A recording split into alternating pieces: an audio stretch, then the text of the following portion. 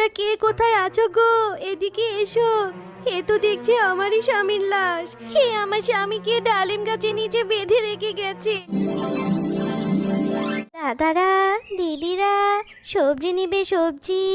সবজি নিলে তাড়াতাড়ি চলে আসুন, অনেক তরতাজা সবজি। ও বাঘিনী ভাবি, সবজি নিয়ে যান। আ আ এখানে এখানে লাশ কোথা থেকে এলো? হায় আল্লাহ, এই লাশটাকে কে আনলো এখানে? কে কোথায় আছো গো? তাড়াতাড়ি এদিকে এসো। এখানে লাশ এলো কোথা থেকে? হাই হাই, আমার ডালিম গাছের নিচে কে এই লাশটা ঝুলিয়ে দিয়ে গেল? এটা তো মনে হচ্ছে বল্টুর বউ। কিছুদিন আগে মারা গিয়েছিল না? একে তো কবরস্থানে দাফন করা হয়েছিল। তাহলে লাশটা আমার বাড়ির সামনে কি করে এলো? হ্যাঁ গিন্নি, আমিও সেটাই ভাবছি। এর লাশটা তো কিছুদিন আগেই কবরস্থানে দাফন করা হয়েছিল, তাহলে এখানে কি করে এলো? আর এই কাজটা কেই বা করলো? দেখেই তো বোঝা যাচ্ছে একে কবরস্থান থেকে এনে এখানে রেখে দেওয়া হয়েছে। আরে, আজকেও তো একটা লাশ চুরি হয়েছে। কি হচ্ছে কি এসব? এটা গিয়ে তো বাঘমামার কানে দিতে হবে। আমি তো সারা রাত ভালো মতোই পাহারা দিলাম, কাউকেই তো দেখতে পেলাম না। বাঘ মামা, আজকে কবরস্থান থেকে একটা লাশ চুরি হয়েছে।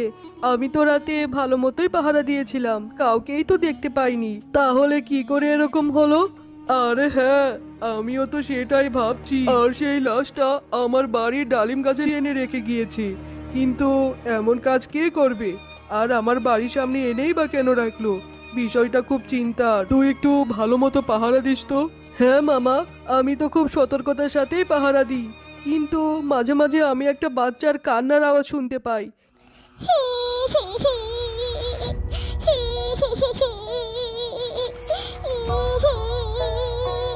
আরে, এটা সেই বাচ্চা মেয়ে না? যেই বাচ্চা মেয়ের কান্নার আওয়াজ আমি প্রতিদিন শুনতে পাই। যাই তো, বাচ্চাটার কাছে গিয়ে দেখি তো কেন কাঁদছে মেয়েটি। কবরস্থানে সেই পাহারাদার বাচ্চা মেয়েটির দিকে এগিয়ে যেতে থাকে। আরে, আজব তো, এখানেই তো সেই ছোট বাচ্চা মেয়েটাকে দেখলাম কাঁদতে। এখানেই তো বসে কাঁদছিল, এখন হঠাৎ করে কোথায় চলে গেল? নাকি আমি ভুল দেখলাম? হতে পারে আমার মনের ভুল। পরের দিন সকালবেলা শেফা শিয়ালিনী ও রূপা শিয়ালিনী বাঘিনীদের বাড়ির সামনে দিয়ে যাচ্ছিল। তোমরা কে কোথায় আছো গো? এদিকে এসো। এ তো দেখছি আমারই স্বামীর লাশ। কে আমার স্বামীকে ডালিম গাছের নিচে বেঁধে রেখে গেছে? আমার স্বামী আরো 1 সপ্তাহ আগে মারা গেছে। কবরস্থানে তার দাফন করা হয়েছিল। কে আমার স্বামীর লাশটা এখানে এনে ঝুলিয়ে রেখেছে? তার কিছুক্ষণ পরে কবরস্থানে সেই পাহারাদার সেখানে চলে আসে। আরে বাঘ মামা, আজকেও একটা কবরস্থান থেকে লাশ চুরি হয়েছে। আর আপনার এই ডালিম গাছের উপরেও দেখছি একটা লাশ ঝুলিয়ে রেখেছে। তাহলে কি এটাই সেটা? এগুলো কি হচ্ছে মামা? আরে হ্যাঁ, সেটাই তো। এগুলো কি হচ্ছে? আমিও তো সেটাই বুঝতে পারছি না। আর তোকে তো বলেছিলাম ভালো করে পাহারা দিতে। তুই সত্যি করে বলতো, তুই কি রাতে পাহারা দিস নাকি ঘুমাস? আজকে রাতে আমি তোর সাথে পাহারা দিব। বুঝেছি, তোকে দিয়ে আর হবে না। আর আমার বাড়ির সামনেই কেন লাশগুলো এনে রাখছে সেটাও বুঝতে পারছি না।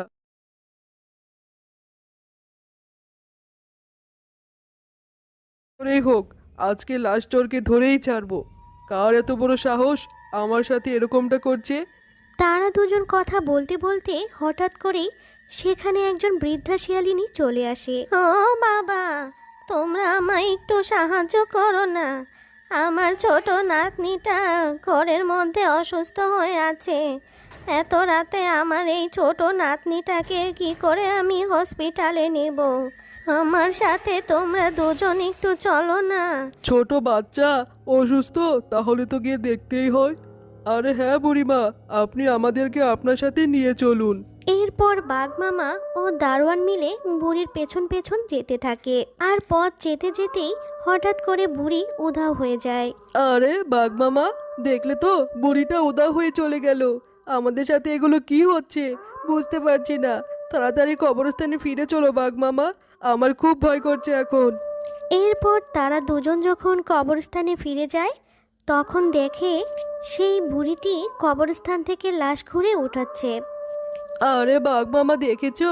এটাই তো সেই বুড়ি। বুড়িটা আমাদের ওখান থেকে ধোকা দিয়ে চলে এসে এখানে নিজের কাজ ছাড়ছে।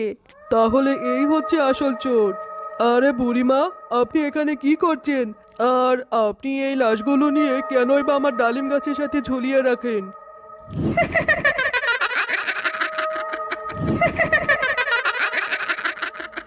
তোরা এখানে কেন এসেছিস?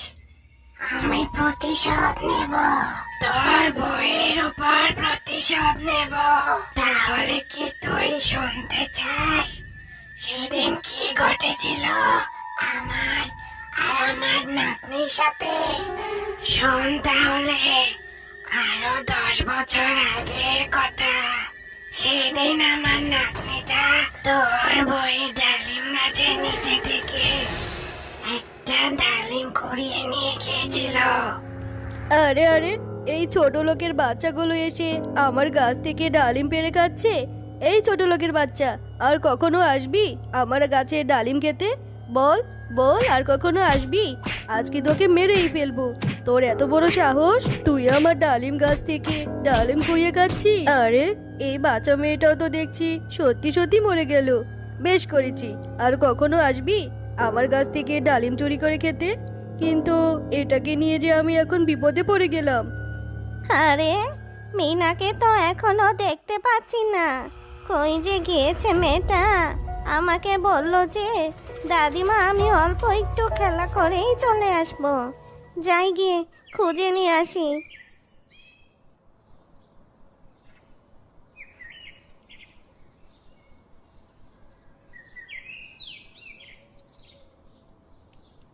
আরে ও মিনা, এ কি?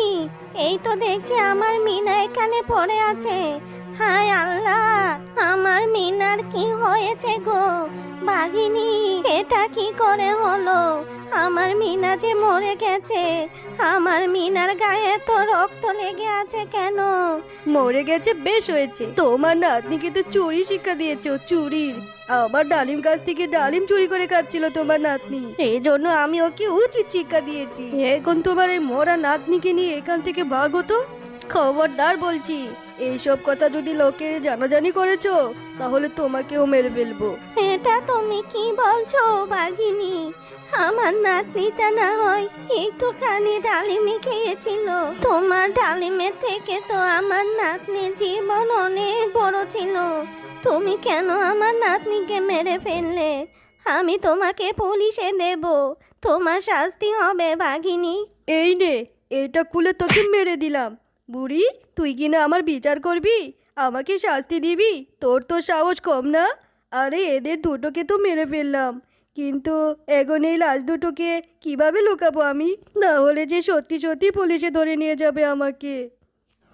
এরপর তোর শয়তান বউ বাঘিনী আমাকে আর আমার নাতনিকে ওই ডালিম গাছটার নিচে পুঁতে রেখেছিল।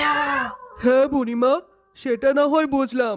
সত্যি যদি তোমার সাথে আমার বউ এরকম করে থাকে তাহলে বড্ড ভুল করেছে। কিন্তু তুমি যেটা করছো সেটা তো দণ্ডনীয় অপরাধ। এটা অন্যায় করছো তুমি। কবরস্থান থেকে কেন লাশগুলো নিয়ে যাচ্ছ? তুমি কি চাইছো সেটা বলো তো। আমি তোর বউয়ের মৃত্যু চাইছি। আমি তোর বউকে মেরে ফেলবো। ওকে আমার হাতে তুলে দে, তোর বউকে শাস্তি দেব। আচ্ছা বুড়িমা, ঠিক আছে, তুমি যা চাইছো তাই হবে। আজকে রাতটা তুমি এই লাশটাকে ছেড়ে দাও। তুমি আমাকে কথা দাও আর কোনোদিন কখনো তুমি লাশ তুলবে না। ঠিক আছে, আমি যদি তোর বউকে শাস্তি দিতে পারি তাহলে আর কখনোই লাশ তুলব না। ঠিক আছে, কালকে সকালে তুমি আমার বাড়ির সামনে যাবে। তোমার সামনে আমার বউকে উচিত শিক্ষা দেব। দেখো তো বউ, তুমি এই বুড়িমাকে চিনতে পারছো কি না? একদিন তুমি এই বুড়িমা এবং তার নাতনিকে মেরে ফেলেছিলে।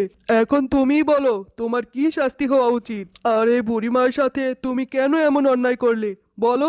তুমি এখন বুড়িমার কাছে মাফ চাও। তোর বউকে আমার হাতে ছেড়ে দে, আমি ওকে মেরে ফেলবো। আমি ছাড়বো না তোকে। শয়তানি বাঘিনী, তুই মরলে আমি শান্তি পাবো।